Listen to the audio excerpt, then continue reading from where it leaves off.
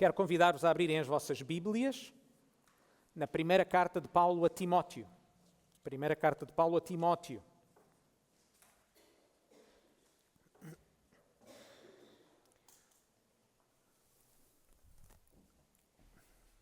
E antes de lermos qualquer texto, lembrem-se, irmãos, o que nós já sabemos acerca desta carta.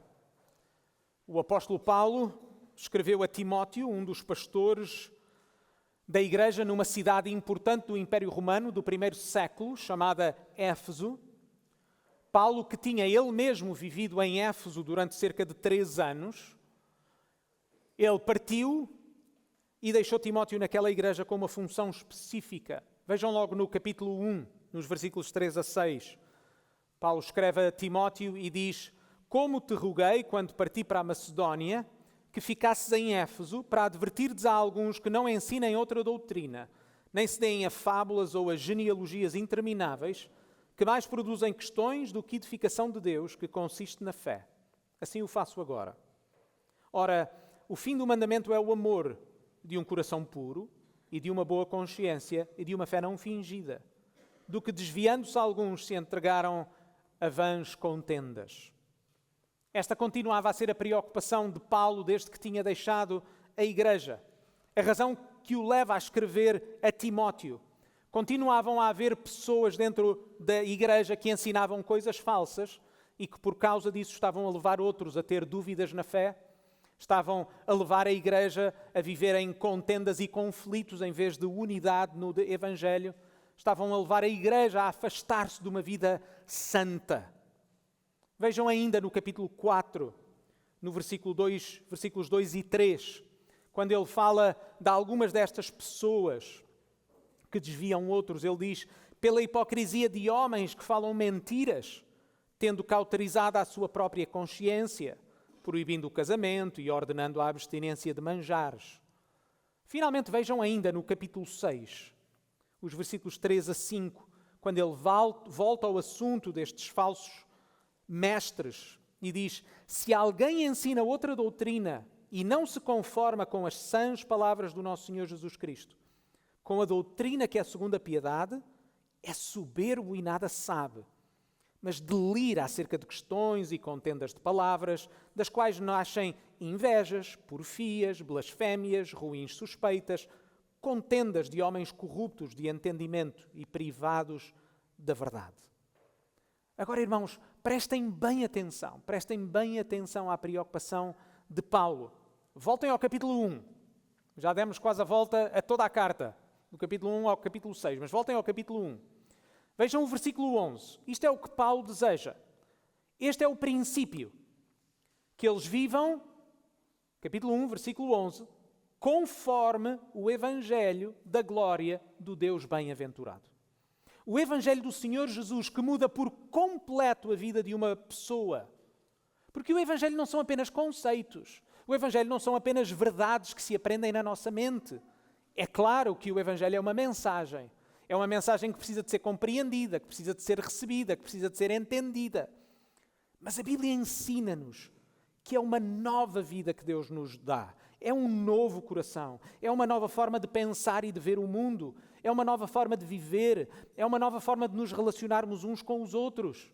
São novas prioridades na nossa vida. É o Evangelho que produz essas coisas. E quando essas coisas não estão presentes, a Bíblia ensina-nos que então o Evangelho não está presente. Porque o Evangelho resulta numa vida santa. Como Paulo escreveu numa outra carta, lemos em Romanos 12, versículos 1 e 2. Versículos que provavelmente muitos dos irmãos sabem. "E não vos conformeis com este mundo, mas transformai-vos pela renovação do vosso entendimento, para que experimenteis qual seja a boa, agradável e perfeita vontade de Deus." E por isso Paulo exorta a Timóteo, capítulo 4, versículo 16. Tem cuidado, ele que é o pastor, ele que tem que ser o exemplo para todo o rebanho. Ele diz: tem cuidado de ti mesmo, ou seja, da tua santidade, da forma como tu vives. Tem cuidado de ti mesmo e da doutrina, do ensino, do Evangelho. Persevera nestas coisas, porque fazendo isto, te salvarás tanto a ti mesmo como aos que te ouvem. É com este contexto em mente que nós vamos ler o capítulo 5, a partir do versículo 1, encontra-se na página 1131 das Bíblias à vossa frente. Primeira carta de Paulo a Timóteo, capítulo 5, e vamos ler o capítulo todo e até ao versículo 2 do capítulo 6. Vejam, porque agora são orientações muito práticas que Paulo dá àquela igreja. Primeira carta de Paulo a Timóteo, capítulo 5, versículo 1. Não repreendas asperamente os anciãos, mas admoesta-os como a pais. Aos jovens, como a irmãos. Às mulheres idosas, como a mães. Às moças, como a irmãs, em toda a pureza.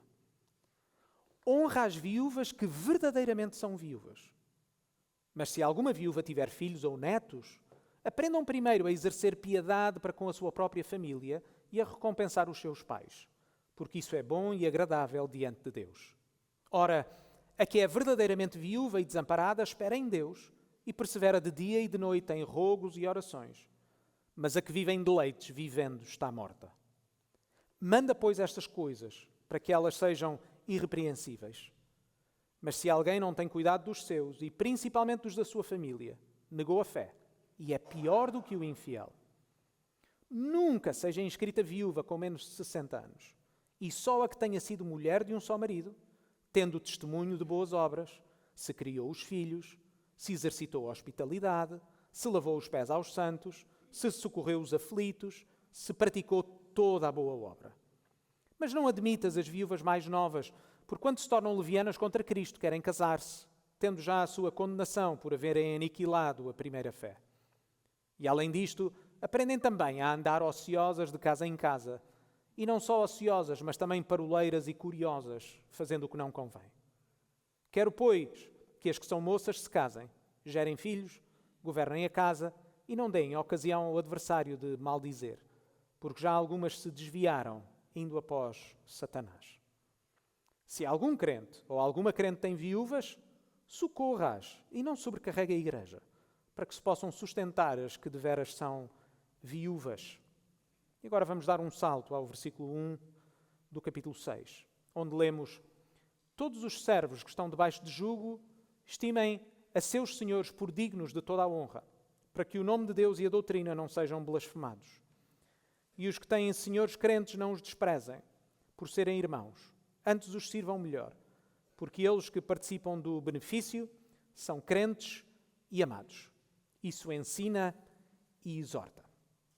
Bem, em primeiro lugar, notem que do versículo 1 do capítulo 5 até ao versículo 2 do capítulo 6, todas estas orientações formam uma unidade. São orientações práticas de como a igreja deve viver. Mas na pregação de hoje vamos deixar de fora os versículos que não lemos, dos versículos 17 a 25, porque nesses versículos, se os irmãos virem, nós temos orientações específicas acerca dos pastores. E por causa do tempo particular, especial que nós vivemos na nossa igreja, vamos dedicar uma semana completa, uma pregação completa na próxima semana para tratarmos dos versículos 17 a 25. Portanto, não estamos a tentar saltar nada ou a escapar nada, mas simplesmente porque fala sobre pastores e estamos num momento particular da nossa igreja que é importante falar sobre esse aspecto, vamos deixar para a próxima semana. A primeira coisa que quero que os irmãos tenham a noção é de que esta lista de orientações que Paulo dá, orientações muito práticas, não são uma lista aleatória ou uma lista para ser aplicada de forma moralista ou legalista. Notem que são situações reais que aquela igreja estava a viver. Qualquer igreja passa por situações que precisa de resolver, desafios, fraquezas. Mas são orientações que, quando nós prestamos atenção, mostram-nos um padrão. E o padrão para todas as orientações que Paulo dá, nós vamos ver que é o Senhor Jesus. O padrão pelo qual os cristãos em Éfeso, por implicação a primeira Igreja Batista de Lisboa deve ter, esse padrão é o Evangelho.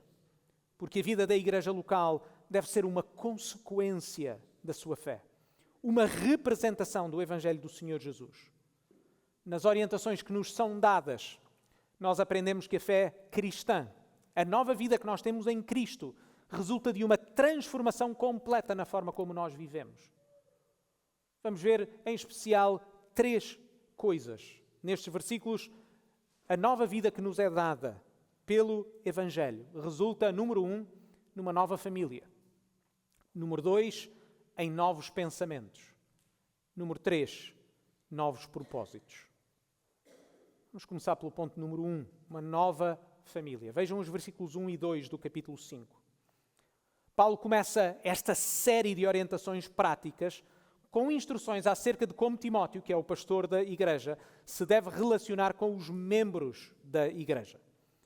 E a primeira observação que nós devemos fazer é que estas instruções aplicam-se apenas aos membros da igreja, àqueles que são verdadeiros irmãos na fé. Notem, até pelo contexto de toda a carta, que Paulo não se está a referir aos falsos profetas ou aos falsos mestres. Paulo não está a falar acerca daqueles que causam divisões dentro da igreja. Paulo está a falar em particular do relacionamento que o pastor deve ter com as ovelhas. Entendem? Porquê? Porque os lobos tratam-se como lobos, as ovelhas como ovelhas. Certo? Aos lobos temos que nos defender. As ovelhas precisam de ser cuidadas. Mas também é preciso referir que o tipo de linguagem que Paulo usa e a intimidade de que Paulo fala, ela é também exclusiva aos membros da igreja local. Porque são aqueles que estão verdadeiramente unidos numa aliança de fé. E neste caso a igreja tem de ser muito clara a distinguir entre aqueles que são membros da igreja daqueles que não são. Porque as nossas responsabilidades para com os membros da igreja local é diferente. Existem privilégios que são exclusivos dos membros da igreja. Eu, enquanto pastor, sou apenas pastor daqueles que Deus colocou ao meu cuidado. Sou apenas pastor daqueles que assumiram o compromisso de serem membros desta igreja. A verdade fundamental destas instruções, notem, é que a igreja é uma família. Notem que Timóteo deve tratar o idoso como um pai, deve tratar a idosa como uma mãe, deve tratar os jovens como irmãos e irmãs. Notem que esta não é uma ideia nova nesta carta. Lembrem-se quando nós lemos acerca das qualificações dos pastores, se forem lá no capítulo 3, no versículo 4, nós vemos que uma das qualificações é esta, de que o pastor deve governar a sua própria casa, tendo os seus filhos em sujeição com toda a modéstia. Porquê? Porque se alguém não sabe governar a sua própria casa, como vai ter cuidado da igreja de Deus? Ou seja, existe a comparação entre uma família e outra família, o cuidado de uma e o cuidado de outra. Mas se quiserem alguma coisa mais explícita, vejam um pouco mais à frente no capítulo 3, versículo 15, quando Paulo diz: se tardar, para que saibas como convém andar na casa de Deus, que é a igreja do Deus vivo. A igreja é uma casa. Aqui casa não significa edifício, significa especificamente família. É a família de Deus. O próprio Paulo começou a carta a chamar Timóteo de filho na fé. E a igreja, ser uma família, não é apenas uma generalidade. Notem que os cristãos não se tratam por irmãos e irmãs apenas por tradição. A igreja é uma família, de facto. Porque foi Deus que nos adotou como seus filhos em Cristo. Vejam o que nós lemos em João 1,12. Mas a todos quantos o receberam Cristo, deu-lhes o quê? Deu-lhes o poder de serem chamados filhos de Deus. É alguma coisa que nos foi dada. É um privilégio que nos é dado quando estamos em Cristo. Ou vejam, Efésios 1,5, no qual lemos que Deus nos predestinou para sermos filhos de adoção por Jesus Cristo. Deus é o nosso Pai. O Senhor Jesus é o Filho de Deus e nós, pelo poder do Espírito Santo, fomos adotados como filhos de Deus. Todos os que foram adotados, todos os que colocam a sua fé em Cristo e se arrependem dos seus pecados, são adotados como filhos. E sermos feitos filhos de Deus transforma por completo as nossas vidas. A fé em Cristo muda a nossa lealdade, a nossa filiação, os nossos afetos, muda também as nossas responsabilidades, porque nós ganhamos uma nova família. E por isso Paulo lembra a Timóteo que ele se deve relacionar com as suas ovelhas, com aqueles que Deus colocou ao seu cuidado, de uma forma apropriada, de uma forma que represente bem a filiação que existe entre eles. Os relacionamentos entre os membros da igreja devem ser medidos por respeito e cordialidade. Os relacionamentos dentro da igreja devem ser afetuosos. Nos relacionamentos entre os membros da igreja deve haver o reconhecimento que existem diferentes idades, existem diferentes géneros e de que nós adequamos o nosso comportamento mediante a pessoa, com todo o respeito. Em especial, vejam que Paulo faz duas qualificações. No final do versículo nós lemos às moças como a irmãs. E depois dá uma qualificação em toda a pureza. Notem, a afinidade e os afetos na igreja não podem resultar em impureza moral. Antes, pelo contrário, as jovens devem ser protegidas, cuidadas, tratadas como irmãs. E, meus queridos irmãos, deixem-me ser o mais direto possível numa sociedade tão sexualizada como a nossa. Esta é uma qualificação muito importante. Nós devemos proteger as jovens da nossa igreja. Nós devemos cuidar delas. Elas devem ser tratadas com respeito. Vejam ainda no início deste versículo, quando nós lemos: não repreendas asperamente, mas admoesta-os. Notem, o pastorado tem de ser equilibrado. O pastoreio não se cumpre a lutar contra as ovelhas. Na igreja não é o pastor contra as ovelhas, nem as ovelhas contra o pastor. Não, o pastor tem uma função. O pastor guia as suas ovelhas para bons pastos. O pastor cuida das suas ovelhas. O pastor protege as suas ovelhas dos perigos, em especial dos lobos que as ameaçam. É verdade que o pastor tem de corrigir as suas ovelhas, mas o pastor corrige as suas ovelhas por amor. O pastor corrige para cuidar. O pastor corrige não para ferir. O pastor deve refletir o sumo pastor, o nosso Senhor Jesus. Ele que nos amou ao ponto de dar a sua vida em nosso lugar. É bem certo, e os irmãos leiam os Evangelhos, que o Senhor Jesus muitas vezes corrigiu os seus discípulos. E muitas vezes nós lemos palavras muito contundentes do Senhor Jesus ao corrigir os seus discípulos. Mas Ele fê-lo sempre com um amor profundo por eles. E é assim que o pastorado na igreja deve acontecer. Assim devem ser os relacionamentos também entre os membros da igreja. E por isso Paulo fala a Timóteo, que deve ser o pastor e deve ser o exemplo para todos os outros. Vejam os versículos 1 e 2. Não repreendas asperamente os anciãos, mas admoesta-os como a pais. Aos jovens como a irmãos, às mulheres idosas como a mães, às moças como a irmãs, em toda a pureza. E por isso, ponto número 1, uma nova família. Ponto número 2, novos pensamentos. Agora sim, a secção maior, os versículos 3 a 16, a secção mais longa, onde Paulo dá instruções particulares no que diz respeito ao cuidado das viúvas.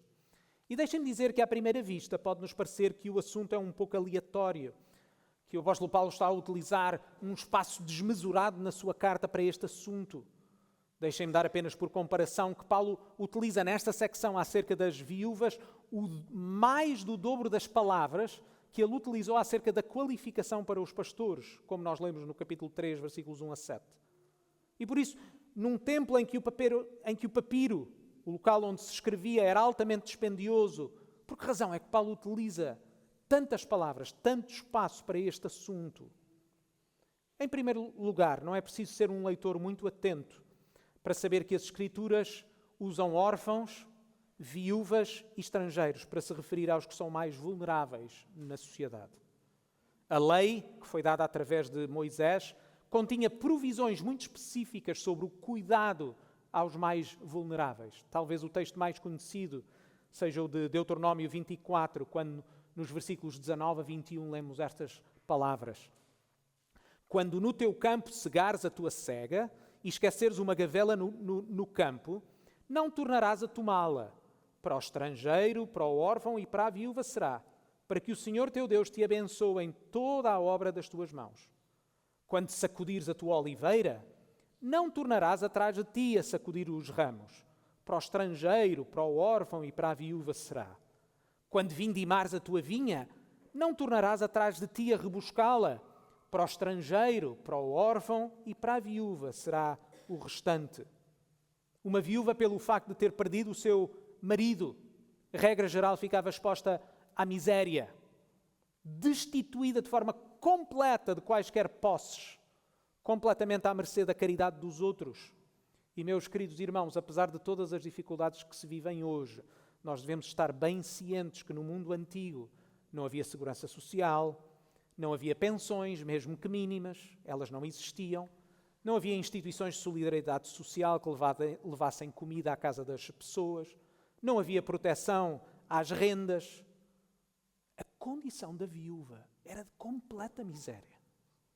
Uma das histórias mais conhecidas e mais queridas, deixem-me dizer, de toda a Escritura, fala sobre duas viúvas. Os irmãos conseguem adivinhar? Noemi e Ruth. Noemi, a sogra de Ruth, era uma viúva idosa que nem sequer podia trabalhar, nem sequer tinha condições para trabalhar. Ruth, que era também viúva, mas como era mais nova, ia trabalhar para o campo, mas fica claro no texto que ela vivia e trabalhava completamente exposta do ponto de vista da sua segurança, completamente dependente da caridade do dono daquele campo. E por isso o apoio aos mais necessitados, em particular neste texto às viúvas, foi um dos assuntos sempre presentes na vida da Igreja do Novo Testamento. Na verdade, lembrem-se, o primeiro problema registado nas Escrituras, o primeiro problema que colocou em causa a unidade da Igreja em Jerusalém, foi qual? Como nós lemos em Atos 6. Foi a acusação que um grupo de viúvas estava a ser discriminado na distribuição de alimentos. Lembram-se? E que por isso se escolheram 7 diáconos para tratar desse assunto. E, portanto, o acontecimento registado em Atos 6 serve como um exemplo, por um lado, de que o assunto das viúvas era transversal no Império Romano, mas também de problemas e divisões que podia causar no seio da Igreja. Era por isso que continuava a ser um assunto muito importante e que Paulo tem de tratar com algum cuidado.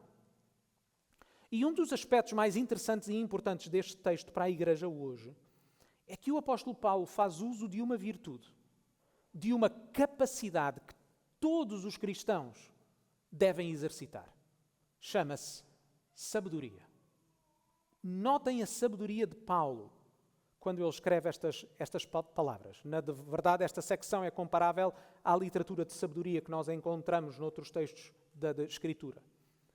E, como alguém disse, a sabedoria pode ser definida desta forma.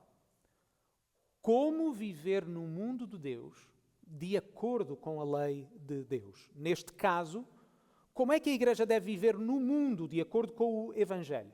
De acordo com a nova identidade que nós temos em Cristo.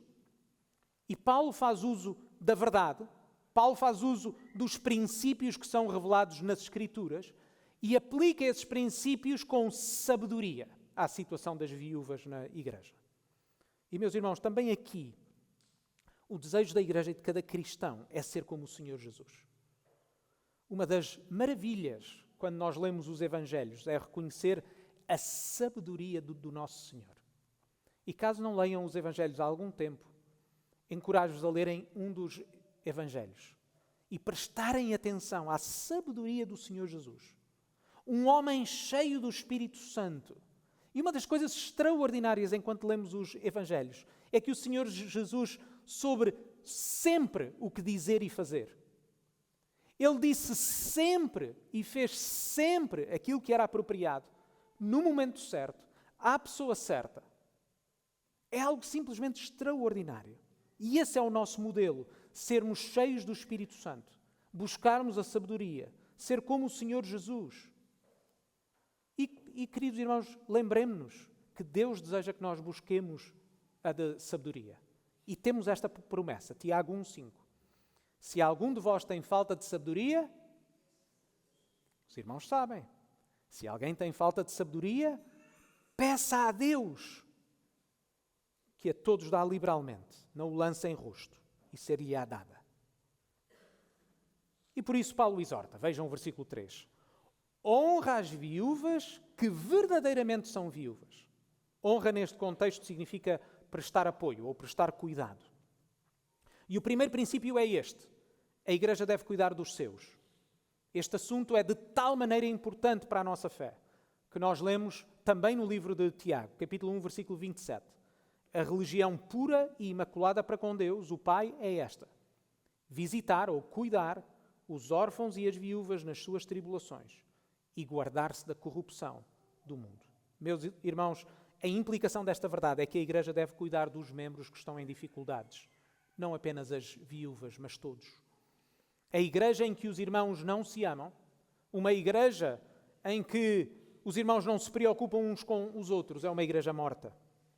Ainda que as portas de um edifício possam estar abertas, ainda que essa Igreja possa ter um nome público, ainda que certas pessoas possam frequentar esse edifício, não é uma verdadeira Igreja. Mas ao mesmo tempo, notem que Paulo escreve estas instruções, não para lembrá-los que eles devem cuidar das viúvas, mas neste caso para clarificar qual deve ser a ajuda que a Igreja deve prestar a estas viúvas. Para Paulo, vejam o versículo 3, mais uma vez, só deveriam ser apoiadas que viúvas? As que são verdadeiramente viúvas, ou seja, aquelas que têm de facto necessidade. A Igreja não deveria apoiar alguém simplesmente porque o seu marido tinha morrido.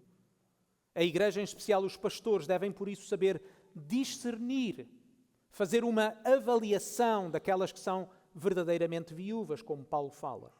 Aqui não pode haver reclamação de direitos. Eu tenho direito porque o meu marido morreu.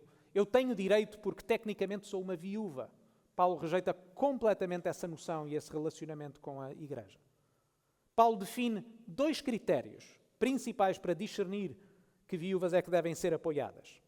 O primeiro critério lemos no versículo 4, quando diz: se alguma viúva tiver filhos ou netos, aprendam primeiro a exercer piedade para com a sua própria família e a recompensar os seus pais, porque isto é bom e agradável diante de Deus. Apenas as viúvas que não têm qualquer outro modo ou tipo de apoio são aquelas que a Igreja deve apoiar. Se a viúva tem família, deve ser a família a cuidar dela. Paulo diz, notem o que ele diz, isto é bom e agradável a Deus.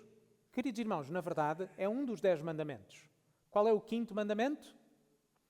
Honra a teu pai e a tua mãe. Aquele que diz ser cristão e não cuida dos seus, segundo este texto, é pior daquele que não é cristão. Vejam o versículo 8, de forma muito explícita. Se alguém não tem cuidado dos seus, e principalmente dos da sua família, negou a fé e é pior do que o infiel. Porquê é que Paulo diz que ele é pior do que o infiel? Porque, queridos irmãos, não é preciso ser-se cristão para ter afetos e cuidar dos seus pais.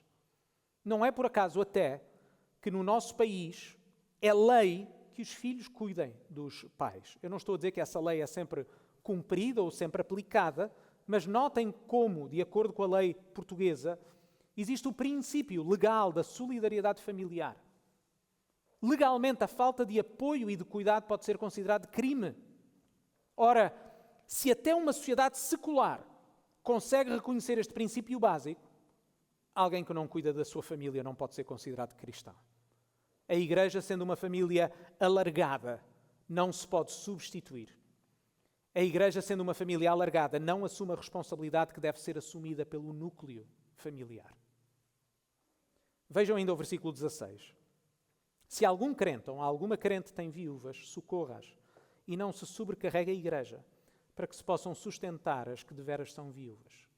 E muito provavelmente este versículo refere-se a viúvas que viviam em casa de alguém, como era hábito naqueles tempos, mas fala de pessoas que não eram diretamente familiares, mas que assumiam o cuidado de certas viúvas.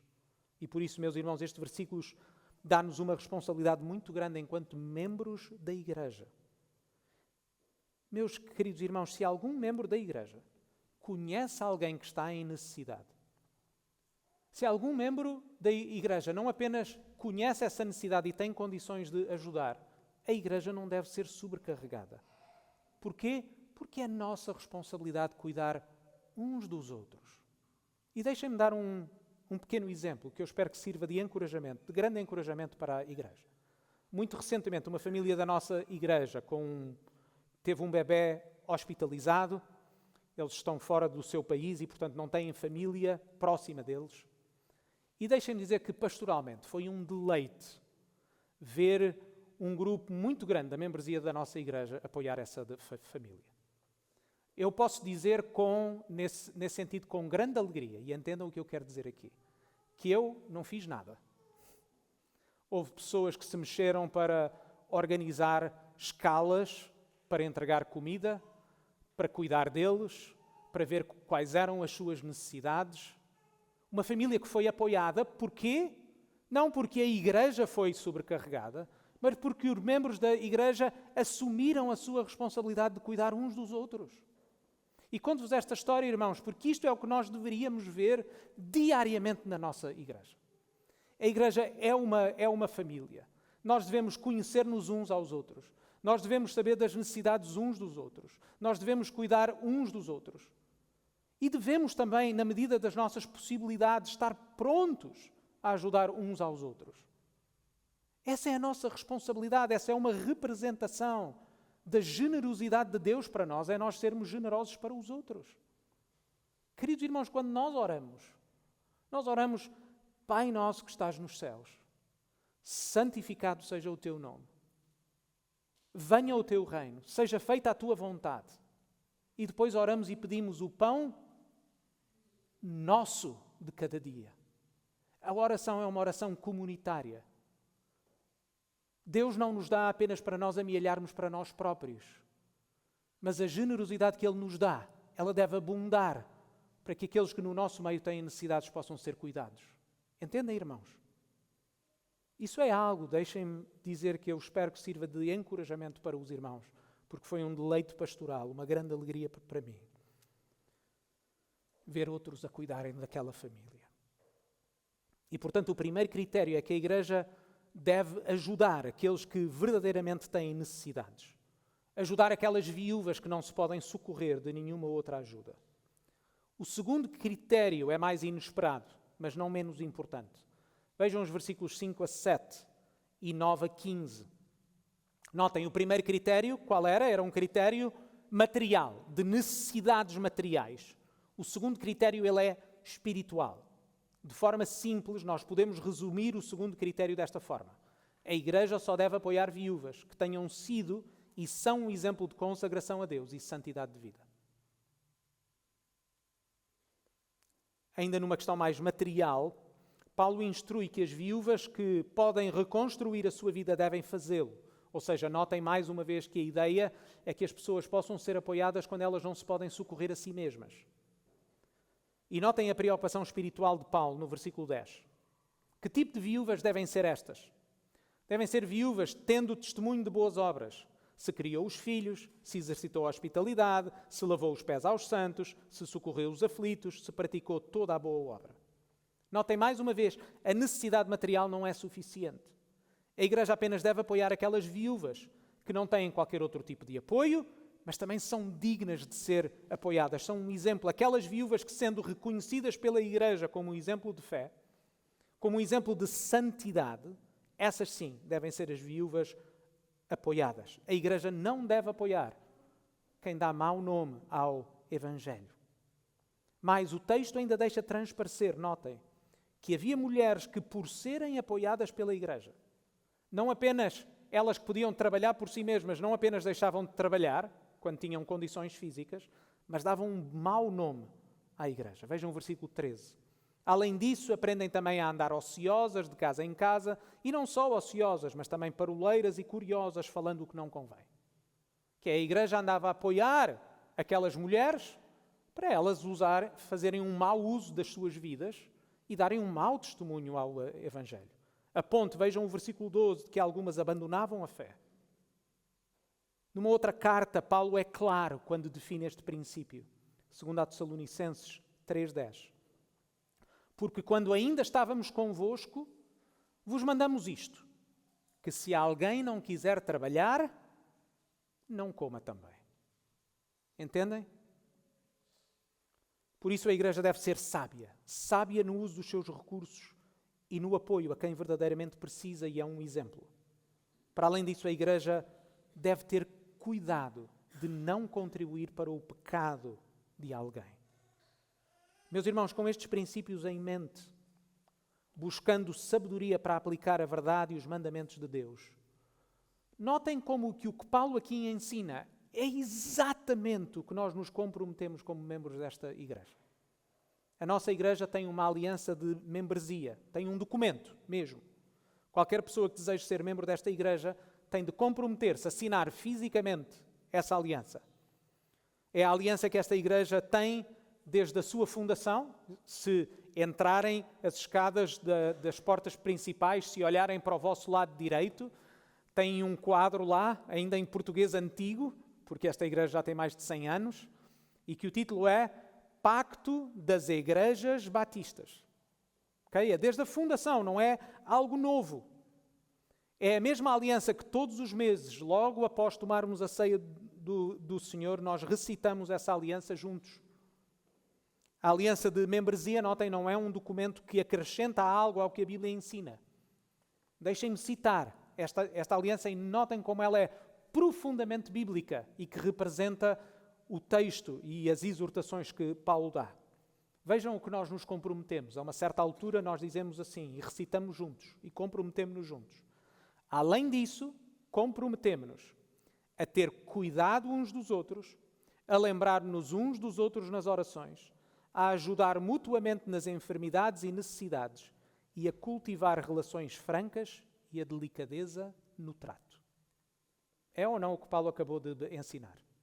Devemos ou não ter relações francas e delicadeza no trato? Aos idosos como a pais, às idosas como a mães, aos jovens como irmãos e irmãs. É ou não verdade, de acordo com as orientações de Paulo, que nós devemos ter cuidado uns dos outros, que nos devemos lembrar uns dos outros nas orações e ajudar mutuamente nas enfermidades e necessidades? Pois nós comprometemos exatamente com aquilo que Deus espera que nós façamos e procuramos fazê-lo com sabedoria. E finalmente, ponto número 3, novos propósitos. Nova família, novos pensamentos, novos propósitos. Vejam o versículo 1 e 2 do capítulo 6. Porque no início do capítulo 6, Paulo dá instruções aos escravos. Servos é um eufemismo que está nas nossas Bíblias. A instituição da escravatura era universal naquele tempo. Para termos noção da dimensão, 1 em cada 6 pessoas era escrava. E por isso a população escrava era muito grande. Qualquer igreja tinha escravos e livres dentro da sua membresia. É importante termos a noção, e isto é importante até para as comparações que são feitas, que a escravatura no Império Romano tinha características diferentes da escravatura transatlântica colonial que nós estamos habituados a ouvir. Mas ainda assim não me entendam mal, era uma instituição injusta e maligna. Notem como Paulo não apoia a escravatura com as orientações que ele dá aos escravos. Este é um engano que muitas vezes nós podemos ter. Mas lembrem-se que Paulo não era um político, Paulo era um pastor. A sua função era pastorear o rebanho, pastorear as ovelhas. O papel de Paulo é ensinar os cristãos a viver num mundo pecaminoso e quebrado e injusto, mas ainda assim de acordo com a sua fé e para a glória de Deus. Entendem, irmãos? É a mesma situação em que nós vivemos. Nós vivemos num mundo pecaminoso. Nós não temos a capacidade de mudar o mundo à nossa volta, mas somos chamados a viver de acordo com a nossa fé nesse mundo. Muitas vezes difícil, muitas vezes com injustiças, muitas vezes com dor, mas somos chamados a viver de uma forma que represente bem o Senhor Jesus. Entendem? A grande tarefa da igreja é que a partir do momento em que nós nos tornamos filhos de Deus, a partir do momento em que nos tornamos cristãos, qualquer coisa que nós fazemos, fazemos em representação do Senhor Jesus. O que significa que cada vez que nos comportamos mal, é o nome do Senhor Jesus que fica em causa. Cada vez que o nosso comportamento não reflete quem Jesus é e o seu caráter, em última instância não tem a ver connosco. Em última instância tem a ver com o nome e a reputação do Senhor Jesus. E portanto lembrem-se, Paulo é um pastor, ele não é um político. Ele não está a dizer que a escravatura era uma coisa boa. Ele está sim a falar aos escravos que têm de viver num mundo quebrado. Aos escravos que têm que viver a injustiça da sua condição. E como é que eles vão viver essa injustiça? Paulo lembra Timóteo e os membros da igreja em Éfeso que o Evangelho muda os nossos propósitos de vida. Notem como é o Evangelho que dá significado e transforma o nosso comportamento. Vejam os versículos 1 e 2 do capítulo 6. Vou lê-los mais uma vez. Diz assim: todos os servos, mais uma vez, servos é escravos, todos os escravos que estão debaixo do jugo, veem como existe aqui um reconhecimento que existe um jugo, ok? Paulo não está a minimizar a situação deles. Ele está até a utilizar uma redundância, porque se eles são escravos, obviamente que vivem debaixo de um jugo. Mas Paulo está a reconhecer: escravos, eu sei que vocês estão debaixo desse jugo. Mas mesmo nessa condição, diz Paulo, versículo 1, estimem os seus senhores por dignos de toda a honra. Mas notem o para. Porquê? Porque o Senhor merece? Porque o Senhor era justo? Porque o Senhor era digno do seu respeito e da sua honra? Não. A grande questão é que o Evangelho muda toda, não apenas a nossa maneira de pensar, mas a nossa maneira de agir, os nossos propósitos. Vejam o versículo 1. Para que o nome de Deus e a doutrina não sejam blasfemados. Vejam o versículo 2. E os que têm senhores crentes, não os desprezem por serem irmãos. Antes, os sirvam melhor. Porque eles que participam do benefício são crentes e amados. Mais uma vez, porque é que eles devem estimar os seus senhores? Para que o nome de Deus e a doutrina, ou seja, o Evangelho, não sejam blasfemados. Porque é que os que têm senhores crentes devem servi-los ainda melhor do que aos outros? Porque eles são crentes e amados. A partir do momento em que uma pessoa se torna filho de Deus, em que Deus lhe dá uma nova vida, então o seu propósito de vida muda radicalmente. Antes de Cristo, o escravo trabalhava apenas para sobreviver, talvez para evitar o castigo, mas agora em Cristo o escravo ganha um novo propósito. E o seu propósito é a glória de Deus. O Evangelho transforma a sua identidade. Porque o escravo agora sabe que ele tem uma condição social em que ele é escravo, mas eternamente ele é livre em Cristo. E essa é a sua grande esperança. É para aí que ele olha, é nessa identidade que ele vive. A reputação de Cristo é mais importante para ele do que a sua condição social. É por isso mesmo que, pela graça de Deus, apesar de já não haver escravos entre nós, o princípio mantém-se o mesmo e torna-se ainda mais relevante para os dias de hoje. E é tão importante para nós cristãos que numa sociedade de direitos como a que nós vivemos, é muito fácil esquecermos o princípio da glória de Deus. Irmãos, quantos de nós não somos culpados de nos comportarmos de forma indevida simplesmente porque queremos reclamar os nossos direitos? Eu sou culpado. Reconhecemos ou não que muitas vezes aquilo que está na nossa mente é a nossa própria defesa, a defesa dos nossos direitos, do que pensarmos do que vai significar para a reputação do Senhor Jesus com o nosso comportamento. Temos muito que nos arrepender aqui. Meu irmão e irmã, no teu trabalho, estás mais preocupado com os teus direitos ou com a reputação do Senhor Jesus? A forma como trabalhas, a forma como falas, a forma como te comportas, a forma como te submetes aos teus superiores, mesmo quando eles não são justos, a forma como reages a injustiças, representam bem o Senhor Jesus. Consegues dizer que a reputação do Evangelho e a glória de Deus são mais importantes do que a tua reputação e os teus direitos? Este texto é muito relevante para nós, porque se Paulo é capaz de dizer aquilo aos escravos, quanto mais essa verdade não é para nós. Mais uma vez, é isso que nos comprometemos na nossa aliança de membresia. E notem mais uma vez como a nossa aliança é tão bíblica. Sabem o que é que nos comprometemos?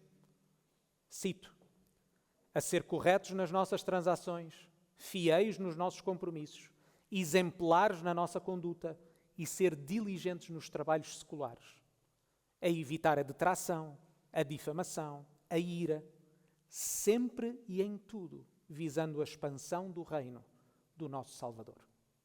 É bíblico ou não é bíblico? É exatamente isso que nos comprometemos, porque é isso que Deus espera da sua igreja e da forma como nós vivemos em representação do Senhor Jesus. E é por isso que também aqui o exemplo do Senhor Jesus e o Evangelho são a nossa referência. Oh, meus irmãos, nós precisamos de voltar uma e outra vez à cruz. Nós precisamos de voltar uma e outra vez à pessoa do Senhor Jesus e àquilo que Ele fez por nós. Porque o Senhor Jesus, que por amor a nós e para a glória do Pai se humilhou, sofreu e morreu. A maior injustiça alguma vez cometida à face da terra, porque ele era perfeito e justo. Lemos no profeta Isaías 53:7. Ele foi oprimido, mas não abriu a sua boca. Como um cordeiro foi levado ao matadouro, e como a ovelha muda perante os seus tosquiadores, ele não abriu a sua boca. E o nosso Senhor Jesus não foi uma vítima das circunstâncias, como muitas vezes nós somos. Não foi uma vítima do sistema político. O Senhor Jesus entregou-se voluntariamente. O Senhor Jesus entregou-se voluntariamente em favor de ti e de mim.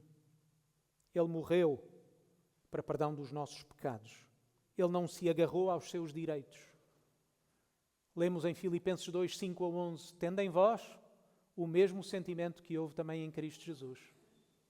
Porque ele, sendo Deus, não se agarrou à sua condição de ser Deus, mas esvaziou-se a si mesmo. Ele tornou-se homem e humilhou-se. Foi obediente a Deus em todas as coisas e humilhou-se até ao ponto da sua morte e morte de cruz. Esse é o nosso exemplo. Tende em vós também o mesmo sentimento que houve também em Cristo Jesus. Mas ao mesmo tempo, queridos irmãos, e quero deixar-vos com esta palavra, lembremos-nos que o Senhor Jesus não está morto.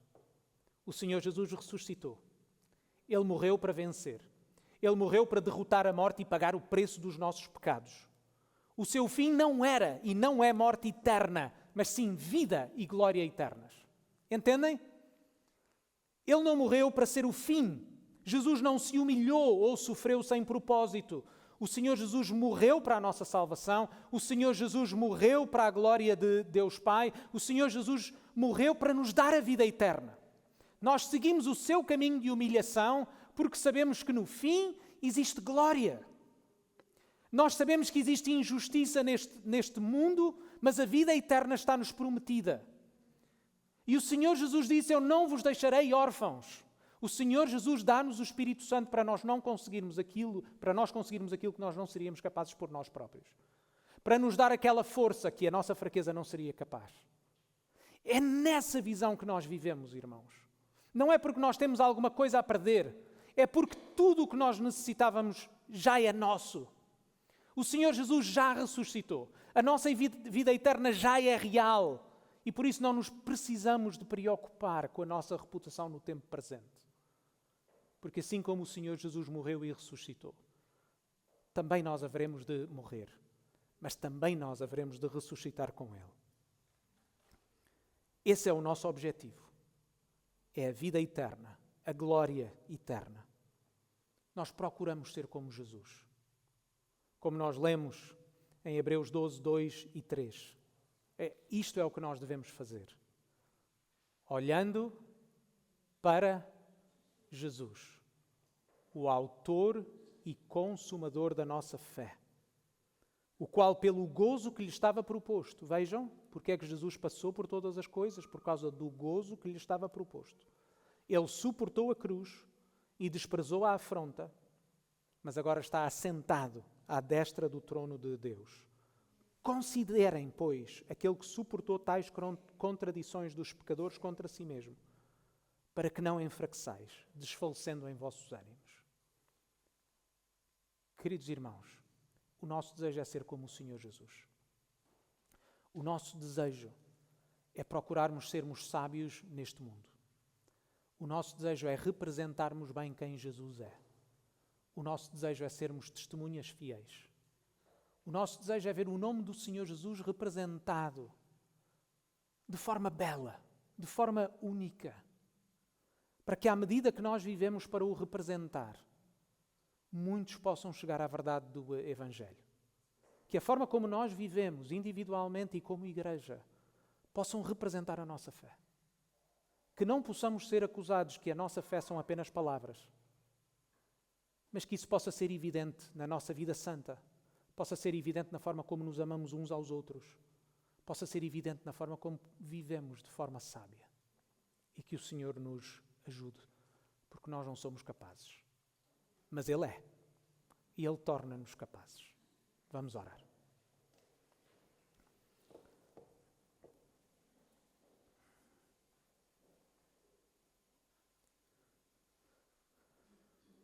Pai do céu, a tua sabedoria é perfeita. E a tua sabedoria foi manifestada de forma perfeita no Senhor Jesus. Ó Pai, que coisa maravilhosa, o Senhor Jesus que soube sempre o que dizer, soube sempre o que fazer. O Senhor Jesus que nunca pecou e que fez todas as coisas bem. O Senhor Jesus que conhecia e Ele mesmo era a verdade e soube aplicar essa verdade de forma perfeita enquanto viveu.